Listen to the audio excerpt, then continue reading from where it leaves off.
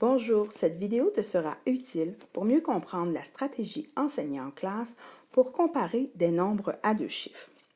Alors, dans l'exemple, nous allons comparer le nombre 32, que j'ai représenté ici à l'aide de boîte de 10, au nombre 22, que j'ai aussi représenté à l'aide de boîte de 10.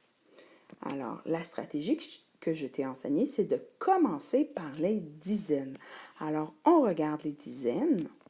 On voit qu'on a 3 dizaines, donc 1, 2, 3 boîtes. Je peux tout simplement aller faire des bâtons pour t'aider à mieux comprendre. Et ici, j'ai 2 dizaines. Donc, je vois que j'ai aussi 2 boîtes.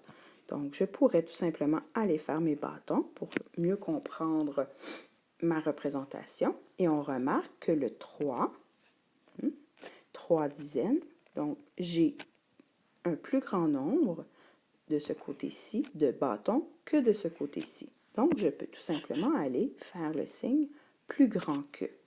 Alors, ça se lit ainsi. 32 est plus grand que 22. Parce que dans le fond, ici, j'ai une dizaine de plus qu'ici. Alors, regardons maintenant un autre exemple pour mieux comprendre notre stratégie. Alors, comme je t'ai expliqué, nous commençons par comparer les dizaines. Alors, ici, j'ai 2 dizaines, donc 2 bâtons. Si on regarde ma représentation de boîte, en fait, j'ai 2 boîtes de 10. Donc, c'est comme dire que j'ai 2 bâtons. Et dans mon autre nombre ici, j'ai aussi 2 boîtes de 10. Donc, regarde. Donc, 2 bâtons. Donc, j'ai la même quantité. Nous sommes à égalité pour les dizaines. Alors, c'est à ce moment-ci que tu dois continuer à regarder ton nombre et à aller analyser les unités. Donc, ici, on remarque que le nombre est 2.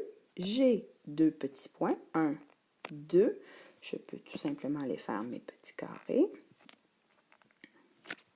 Et dans mon autre nombre, j'ai en fait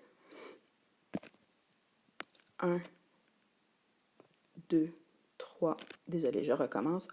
1, 2, 3. 4 points. Donc, j'ai 4 carrés. Je vais faire mon image mentale pour que ce soit facile à lire. Donc, 4. Alors, je remarque que j'ai 2 carrés et c'est plus petit que 4 carrés. Donc, mon nombre 22 va être plus petit que le nombre 24. Je peux tout simplement aller faire mon symbole pour représenter 22 plus petit que 24. Alors, j'espère que tu as bien compris la stratégie.